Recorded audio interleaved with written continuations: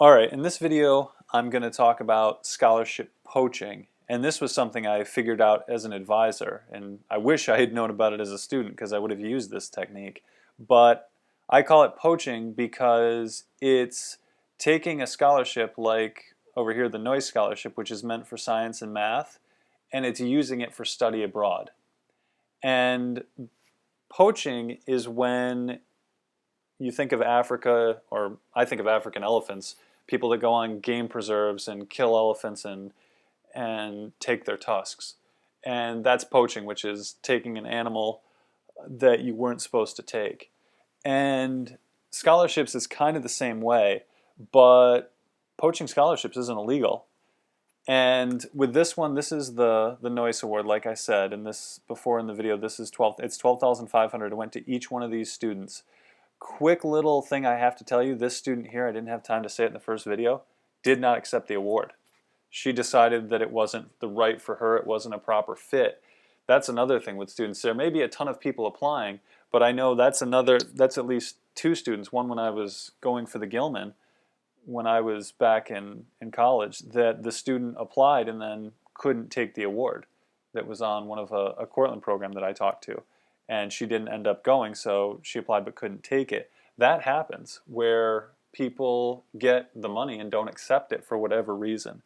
But back to poaching, why this is poaching is because what I told each one of these students is use it for study abroad.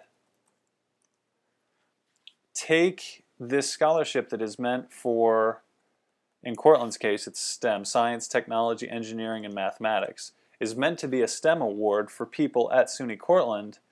But what I told them was, I said, put study abroad down on your application, because they all came in. This one wanted to go to Italy. Oh, by the way, the Italy trip was canceled, so she wasn't able to go on it. They didn't have enough for the trip, so she didn't end up actually studying abroad. These two did. This one went to China, and this one should be on her way to Mexico. But that's the thing. When you put study abroad on your scholarship application, most people are going to do the essay and tell about what they're doing at the university they're staying at or the school. And that's what they'll have. They'll fit all the criteria of, in this case it was a 2.8 GPA, they were in science or mathematics because there's not a lot of tech or engineering. And this was also a teaching award, so they were looking to teach. They had that, and there was another stipulation that said you spend 2 years in a high-needs school. And they were all willing to do that.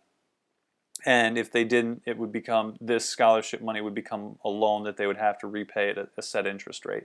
So they decided that, okay, these three decided that this was worth doing. But that's what you have to understand. When you're going to write the essay, when it goes before the scholarship committee, they're looking for what I call coolness points. I've talked with a job counselor about this, and he agrees that even on resumes, people are looking for coolness points. They're looking for interesting things. So let's take two identical students. The one is going to be living in upstate New York for the semester, and they're going to be studying there. The other is going to be going to China and doing an independent study for the winter. This person will be home during the winter. This person will be in China. Which one, if they're similar application, which one is doing more interesting things? By far the one that's investing in China, and there I go with investing, not spending, because this person's going to be spending time at home, probably working or doing whatever. This person's going to be going and taking 3 weeks and going to China. Same thing with this student over here who was going to Mexico. They're going to be investing and going to Mexico. So when you're on the scholarship committee looking at who to give the award to, who do you think rates higher on what they're doing? The answer is obviously China. What I'm saying is with study abroad, it is an enhancer of whatever you're doing.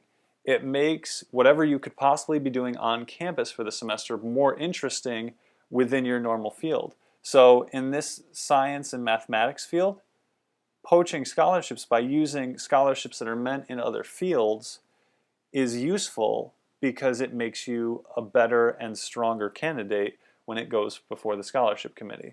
This works. Give me feedback if you want to know more.